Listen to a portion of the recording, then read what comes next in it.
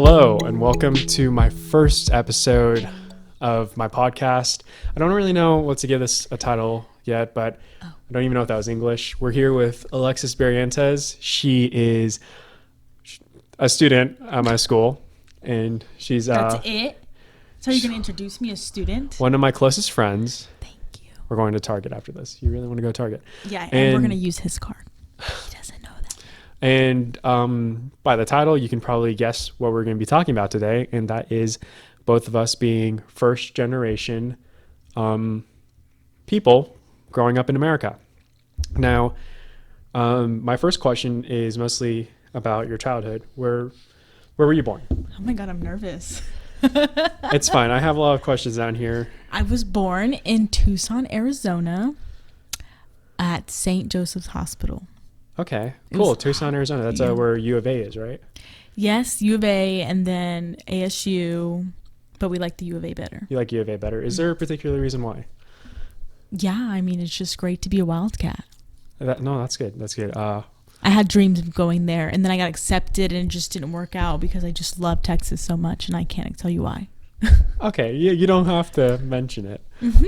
But you were born, obviously, like that's the whole reason you're first generation. You were born in America, but where are your parents from? Puerto Rico. Let me move this over here so I can talk to you. I think it's honestly, I've never been to Puerto Rico. I'm a terrible person. Really? I'm a terrible person of my culture because I've never even visited. But fingers crossed we go next year, but we'll see. Okay. Is there a reason for that? Is that like a grad trip, something to Puerto Rico? Or? I don't know. I'm just trying to go on a trip, so I'm going to try to make it into like a graduation. When did your parents move to America? Honestly, I think they were young. Was it young? They were like, I want to say 12. 12? That's young, right? When they were 12? I believe so. Oh, wow. Okay. So that's a little different than because like sometimes it could be like my parents were already full adults. My dad came here for a job. Oh, welcome. Yeah. So that's a little, I actually didn't know that. That's a little different than what I was expecting. I thought, okay. So is there a reason they came to America at such a young age? Honestly, oh, wait, it was your mom, right? It was my mom and dad. And dad. Okay. And they're both from? Yeah. Okay. I guess I already technically asked you that, but I thought it was a little You different. should know this. We're friends. I'm having so much fun. I feel so important. Feel free to say whatever you want. I'm not going to censor this at all. So. Oh my God. Could you imagine? Just beep, beep, beep. Can you imagine me going through here and trying to figure out where was that crescent? I'd have to be like putting a marker here. Like, yeah, she said fuck right about there. This is not for children. So, yeah. So do you know why your parents moved? Did they meet in America or? Yes. So Isn't it funny? That's so weird. Did they both move here at the same time? I don't know. Oh. I just know they were young, and that's why I didn't know. I'm just guessing the age, but they were young. That's so weird for them to both be from Puerto Rico and then meet in America. Was that in Arizona? No. So my dad, they moved to New York, and then my mom's side of the family, they moved in like Chicago, Indiana area. Oh, okay. Do you know how my dad actually, funny enough, was his first job was in New York, coming from the Philippines. Do you know where in I don't know if you No. See, okay. I was born in I don't know. I should probably know this. I was born in a Jewish hospital. Yeah, so that's kind of, I guess that's the differences between ours, despite the fact that I'm Asian and you're Puerto Rican. But my dad wanted so badly to move to America and be a doctor. Oh my God. A lot of Filipinos, or I guess like a lot of people just training in the medical field, or just anybody in general, I feel like a lot of people want to come to America. It's always the people not in America that want to come here, and it's always the Americans want to go elsewhere. That's true, because I talk about it for the longest time. I want to go live for a little bit in like Sweden. Oh hell no. But if you do go, I mean, good luck. Take a knife and a gun or whatever you need for protection. Okay, but back to your parents. So they never told you, is it the same thing, like just the appeal of America to people? My grandparents were just like, let's go. Yeah, that's how my grandparents came in after my parents, but they're just, I don't know if it was the Philippines or maybe it's just people's home country sometimes. It's just maybe just makes America just that much more appealing to come to. Honestly. It's so weird. I'm trying to go to like other places and explore, but everybody's like wants to come here. Yeah, because like my parents want to come here so bad, but growing up here, kind of like, I want to travel the world. Like sometimes I'd rather be so many other places than here. Oh, absolutely. Yeah. But that's interesting. And do you know, did I already ask you how your parents met? You don't really? Oh, no, they met at a party. They met at a party? In Arizona. In Arizona. Did they go to college? And is that how? No, there was like a friend of a friend's house party. Okay. How did your parents end up there? I don't know. You just go to a party. And or just mean in Arizona in general? Oh. Okay, so I don't know for my dad's side, but my mom's side, my aunt, she was like in the Navy, or she's in the Navy. She's in the Army. Sorry. Oh, that's yeah. She like works for the Army, so whatever. They like moved her like for her position, like stationed her here, because she does HR. So they stationed her here, and so her and my mom were like super close, and so she thought my mom would be better off if she came with her. Okay. So she like came over. They came here like 30. I don't know. Wow. I'm just making up numbers. And I've heard have you ever talked to your aunt about the Navy SEAL like becoming? You mean the Army? Oh, was it the Army? Yeah, it's the Army. I said Navy, but I was wrong. I'm trying to be a good host, but I can't even listen to you properly. I'm over here saying wrong information. I'm dead. No, the Army. Yeah. Oh, that's really cool. And was there a reason your dad found himself there? Because I mean, I don't know. They're both like pretty like. Isn't that funny? Yeah, they're very, very northern origins coming to. Could you imagine? Going from I mean, but this world's crazy. It's literally so small. I know, but we're talking about origin and migration. I'm cutting out the whole entire part about geography. So the next question I have is pretty much about school, because I had a very weird like time growing up, because I was surrounded by very Filipino, heavy accented parents. Oh, okay. And then I'd go to my very white Catholic school where everybody talked and kind of made fun of me because, trying to grow up and hearing two languages at the same time was very confusing. Oh my God, yeah. Yeah. So I wanted to know how it was for you growing up. Well, it's much different growing up in Arizona than it was growing up in Texas, for example, because in Texas I was basically surrounded by nothing but white people, which is nothing wrong with that. But in Arizona, I said until now. Nothing. No, I'm just kidding. No, I'm just kidding. I'm just kidding. But in Arizona, so like the schools I went to was very integrated in race. So there's a whole bunch of like different, there was like white people there, Mexicans, African Americans, like Asian? The whole nine. Yeah, everybody was there. I mean, I wouldn't really say Asian. Maybe I was there. Maybe like one or two Asians. I wasn't there. But like I grew up in an area where it wasn't like you're different, if that makes sense. So it was like what people think of, people have the melting pot America, how they have it was so diverse there that it didn't feel, you didn't feel diverse. Like I felt like I just felt like I was just with everyone. Does that make sense? Where it was like, ooh. Because there were so many different cultures that it would be weird to cling on to a culture when you're surrounded by so many different types of people. And now for me, I grew up in a white community, and the only time I ever was surrounded by Asians was either my relatives that came from the Philippines or the orchestra that I joined when I was like 13. Sing us a song. I didn't sing an orchestra. Yeah, you got an instrument? Yeah, but we're not doing this right now. Could you imagine? I'm dead. Yeah. So going back to that question, again, in Arizona growing up, it wasn't that bad. But obviously when I came to Texas, it was very different. Like the way like I spoke or whatever, like it was way different than in Arizona. Like where, again, I felt like I was just another one of the students. Did you have like any sort of Puerto Rican? I don't know I only have like one Puerto Rican friend, but I would, so I don't really know if it's like a Puerto Rican accent because he's lived in America for such a long time. So maybe it's just like a mix of both. So I don't really know like what a genuine accent might be. It's you just talk really fast and you're really loud. and like obviously there's like a slight accent, but I can understand majority of like Spanish, but I can't speak it. So it wasn't like I had like that accent. Like I was around people speaking Spanish and whatever, but like I never picked up on it. I feel like that's so true for so many people that are first generation. You grow up listening to it, but you have no time to speak it because you're basically probably speaking English 90% of the time. Correct. You go home, you listen to maybe Spanish or in my case Filipino. So you're able to know what it means, but sometimes you probably like if you tried to speak it, you'd be like half and half. You'd sound like somebody that was intermediate. Oh my God, yeah. Like just like, I don't know, like some of those, if you go to restaurants, like a Mexican restaurant, and you hear like white people trying to like say like the most basic thing, just stop. They're just like gracias. You just kind of like sound like that in a way. I love it when I see people that talk Spanish, like because they want to fit in at like some kind of restaurant or something. Not saying that's wrong. Like, yeah, no. But like it's just interesting. It's funny, is what it is. It's like, okay, go ahead. It's like it'd just be so much easier for you if you just spoke yes, in English. no, please, thank you. Yeah.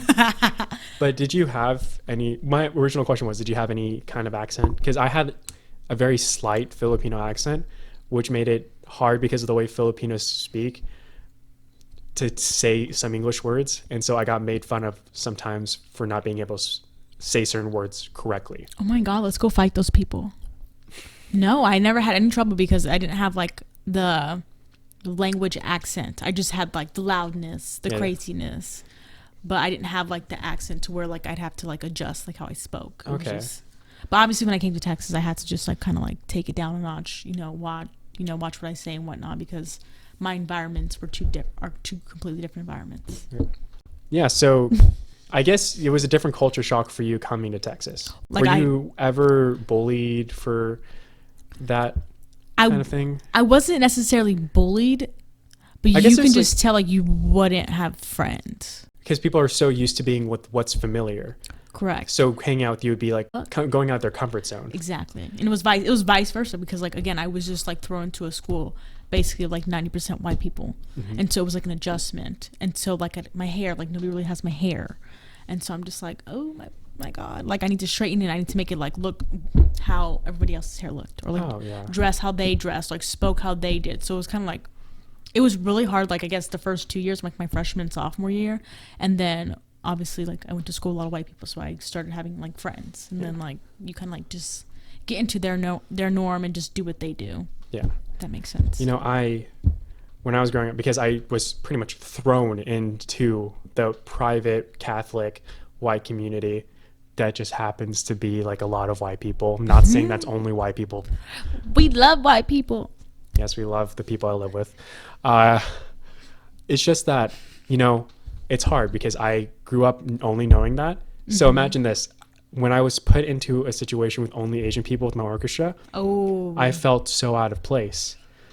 I imagine I'd be going back to my white friends in high school and telling them about how weird being in that environment was. Your own environment. Because I was so white. People call me whitewashed. They call me a Twinkie, a banana, like a Twinkie. I'm dead. Someone said I was like an Oreo. An Oreo. Yeah. Huh. A Twinkie. That's funny. Don't call me that, please. I would never. But so then that's how it was. Like I just felt like I didn't belong in your own culture area. Yeah. Mm-hmm. It was jarring, and so that's like. I know how you feel. It's like when I like even talk to some of my family members, they're just like, "Oh, Lexi's that white girl." Yeah. And I'm like, I mean, maybe it's true, but like I just picked up on like the culture in a way, and like I kind of adapted to it. Yeah, and it's also kind of when you're in the place for so long, it's like what you only know and what you're used to. Like you say, you don't go to Puerto Rico. Do you? No, I'm going. I'm going soon. I have pretty much all of my families from the phone. Like only like a few of my parents and a few other people have come to America. When I go to the Philippines, I don't even feel like I'm with my family because they all speak in Filipino and Bisaya. Yeah. And I'm there, like they speak so fast. My parents are very patient when they speak to me. Oh. But they speak. Like my sweet son. Yeah, they speak so fast, and I can only understand if they're talking about themselves, like pronouns. God. If they want to go eat, where do they want to go? But other than that, no, I'm just like, I don't belong here. Oh my God. Yes, I understand. And that. It sucks, and it's like your own family too. Like obviously your parents are patient, but it's just like you kind of feel bad. You're like, oh God, I kind of suck. Yeah, you were labeled as the white girl in my own family. Yeah, I was labeled not as like the white kid, but I was labeled as the American. I'm sorry, I kind of made that whole entire thing. No, I love it because we're relating. Like yours, I felt the same way. See, but that's the thing. We're in Texas. It's hard there's not a lot of people that understand.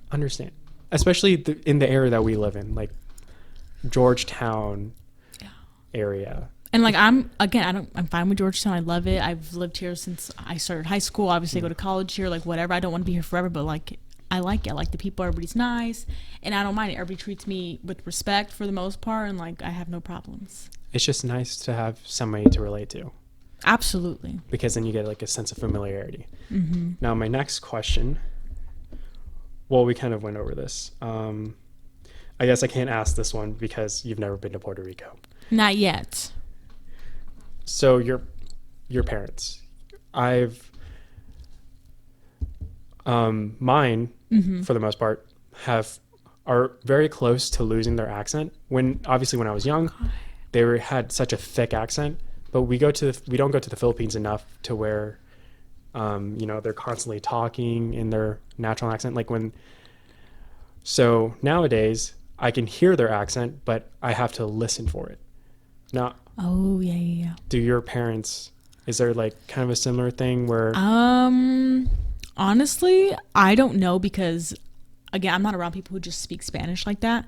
So whenever my mom or dad, like they do speak Spanish, it's just kind of like, oh, whatever. Like I don't say like, oh, well, it doesn't sound like it should, but like it just sounds like Spanish to me. Okay. Do they have a thick, like when they're speaking English? Or is it, because you said they seem to have come here at a young time. Yeah. My mom, no. I think hers is probably like washed up, but like she can still speak it. But for the most part, I think my dad, you can still like hear it. And just like that Puerto Rican like twang type of ordeal. I think what I read was that people's accents lock in when they're 16. Oh my God. So like once you pass 16, that's when you have your accent. That's crazy. That's what I read. But as we all know, you can't... Did you check your source? Yeah, I didn't fact check myself. Probably read it off of like The Onion or something. Now, this is actually a question I can ask you. Okay, let me hear it. So, this is something I already told you that I kind of feel like I have a hard time dealing with. If you were to go to Puerto Rico right now, how would you be able to be as like one of the locals, or would... Absolutely not. Like I know like a lot about Puerto Rico, but like I would feel again like a tourist because I cannot speak what they speak. I can probably understand it, but I couldn't be like da da da da da da. You know? I definitely know. Like when I go to the Philippines, this is funniest thing that happens, but also like I absolutely hate they charge more obviously to tourists in certain places. So if I go there, I will look like a Filipino, but my mom says don't talk. Yeah, because if I try to talk in Filipino, I'm gonna be found out right away because my accent's not that good. I can speak, but I speak in the most basic way to hold a conversation that it'd be so obvious. And that's why my mom's like, if you go up there, you can't say anything, or else they're gonna charge us like double the price. That's funny how they base however they charge you based on how you sound. Yeah, because like if you obviously go there, you would look the part, and they would just whatever. But like the second you start talking, it's just like, he doesn't sound like he's from here. Let's charge him like $10 more. What the? Well, that's ghetto. It's so funny because I was in the hospital. My grandfather was in the hospital. I went to the Philippines to go visit him. I was in the general lobby-ish area of the hospital. Okay, yeah. Some guy comes up to me. He's speaking in Bisaya, like. The gist of it is he was trying to ask me directions to go somewhere, but the first thing I said was, I think it was probably something around, I was like 8 at the time or 10, like, oh, I can't understand you. And so the first thing he's like, oh, you're American. Okay, I'm sorry. I'm like, he's probably like, you can't help me out here. Of course you can't help me. You're American. Yeah. Oh my God, this is crazy. Yeah. So I guess. Yeah, no, I'd probably be spotted as a fucking tourist because I'd be all over like getting Puerto Rican shirts and shit. I guess you'd only be able to experience that when you go back. Yeah. I mean, I definitely look the part. If I go there, like, I look the part, but like, I don't sound. You're very golden. What up? I'm trying to go to the restaurants there. I'm trying to get me some arroz con gandules. So what that means is... It's basically Puerto Rican rice. Puerto Rican rice? Yeah. Interesting. It has, if you go to H-E-B, like my mom gets all the time, it's like beans, but it's like Puerto Rican beans or like Caribbean beans, kind of. It's like gandules. That's what they're called.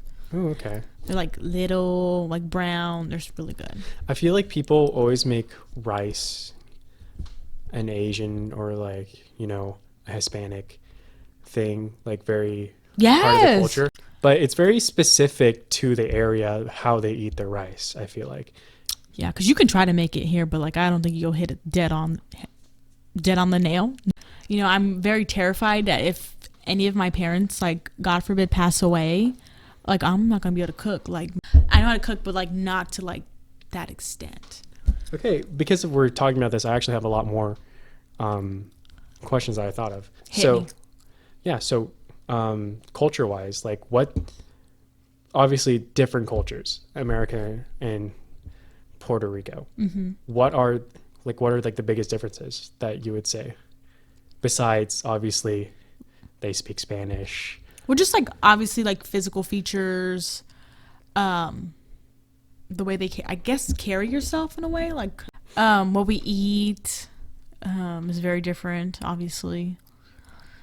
What would be a staple food of Puerto Rico? Definitely the rice, which is the arroz con gandules. Mm-hmm. Like it's like rice and then like chicken or like tacos. Or like yesterday my mom made like patillos. But we just have like just our basics. And is that so like growing up all I did was eat like at home Filipino food and stuff like that. Is that, I'm gonna guess that was the same for you? And I mean it's still how it is today. One thing that was different was when my parents obviously didn't want to have to buy me food, or like I didn't want to. Yes. Oh my God. Okay, so just before you even finish that sentence, like we personally, we're all about cooking, and I noticed here everybody's all about eating out in America. Mm-hmm. So I don't know if that's what you're getting at, but that's what I Yes. think. No. Exactly. So, because Filipino food, like I love it, Mm-hmm. and it's also great because it's also some of the, you don't have to buy all this different stuff. Yes. To make a good meal. It's very simple. Some stuff not so simple. Oh yeah.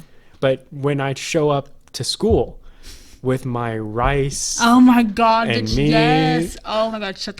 That's so funny. Yes. and then to me it was like, this is what I eat at home. To my friends, it was like the wildest thing. They were like, your mom packed you that? The best part is that when we were talking back to the whole how rice has been like marked as like an Asian thing or like Hispanic thing. Yeah, it's not. I eat it with every single meal, but Absolutely. and like it wouldn't be weird for you to do that too. Uh-huh. But have you seen how weird some people here react because they don't do that to like the way my roommates act to when I'm firing up the rice cooker and then only eating rice. Like I'm so used to just eating rice and then whatever meat that I make. Absolutely. It's just like, it just was like the main pairing with everything. Yeah. Like you have rice in your patele, rice and chicken, rice and meat, or rice and tacos. Like rice was just always the base. Yeah. Or the denominator. Yeah. Sure. That sounds more education. Educated. We're Southwestern education. Yeah. But so yeah. Yeah, it's such a weird thing to me. And the thing is, what I love about what we're doing here is that I've never thought about it this in depth before until now.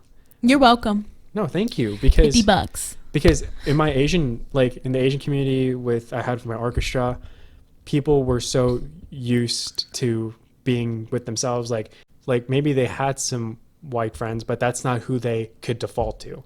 I always defaulted to going and hanging out with like my white friends. Mm-hmm. And so I've never had anybody that could relate to me on this type of level, because you obviously have your experience with your family and then going to Texas. And then I have my experience with my family and literally growing up in Bakersfield. Cali, baby, let's get it. In a Catholic community.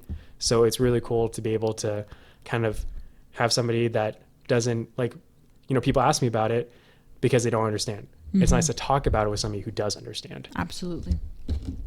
Absolutely. Yeah, absolutely. No, it's crazy. Is there any... I don't think I've talked about this in this depth either. Yeah. Like, obviously, everybody's just like, oh, have you been there? No. Oh, okay. That's really about it. Do people ever, like when you were growing up in Texas, just ask like very weird questions that just kind of not that this happened to me. I just kind of want to know, like, do they ever just like ask you about where you're from or? Me personally, they'd be like, okay, they always ask me. The first thing they would always ask is like, what are you? Yes. Because they always think I'm white or I'm mixed, like white and black, which is I'm not. So I'd be like, okay, no, I'm Mexican, Puerto Rico, and then their obviously main follow up is, have you been to Puerto Rico? Are you from there? No, okay. And other ones I would get is just like, oh, like your hair is so different. Like, can I touch it? And I'm like, sure. I don't know, but okay. Now this is the very last thing I want to talk about. Because I mean, the thing is, I once went to my orchestra and I said an Asian joke about like. I don't know any. Oh, you know? So, like, you know, they say stuff about, you know, their driving or like really their eyes or stuff like that. I heard about the eyes, or like but eating dogs, eating cats. Oh, I don't remember what joke I told before, but I felt really bad about it because it was such a thing that I'm used to hearing. I'm used to hearing because, you know, like my friends who know me, if we make jokes about that, like I couldn't care less. There's no malice behind it. Correct. But so you try to do it on your own culture. And damn. That was the last time I did that. Huh? But there have been times where a complete random stranger has just been out of the water racist to me, like just straight. Oh my God, yeah. Just coming it to me and like, you know, I had this interaction with somebody. He was just hanging out with us. He was a friend of a friend.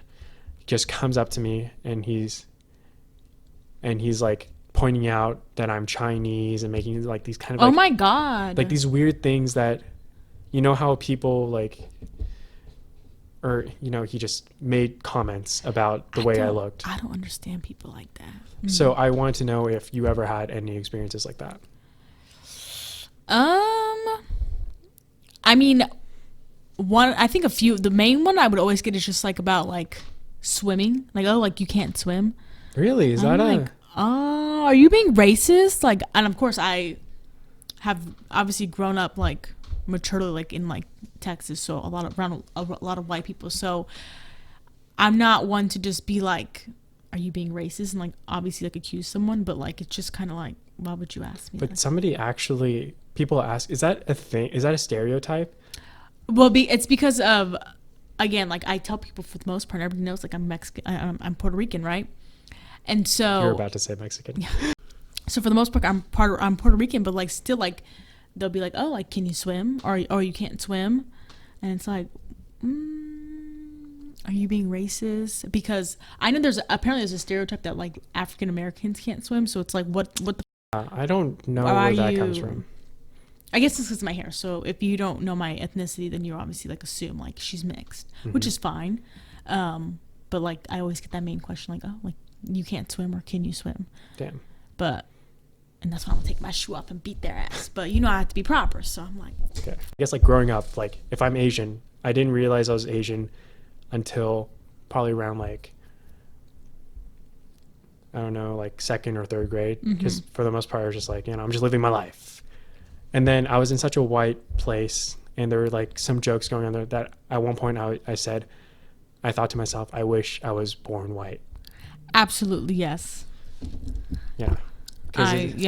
Sometimes I'm just like, people are never gonna like me. Like the boys here are never gonna like me because like I don't have like straight blonde white hair. Like my skin's not lighter, and so I always like feel insecure, just because I didn't like look the part that like was appealing to everyone at the time. And it's obviously like for the most part it's kind of changing, but like still.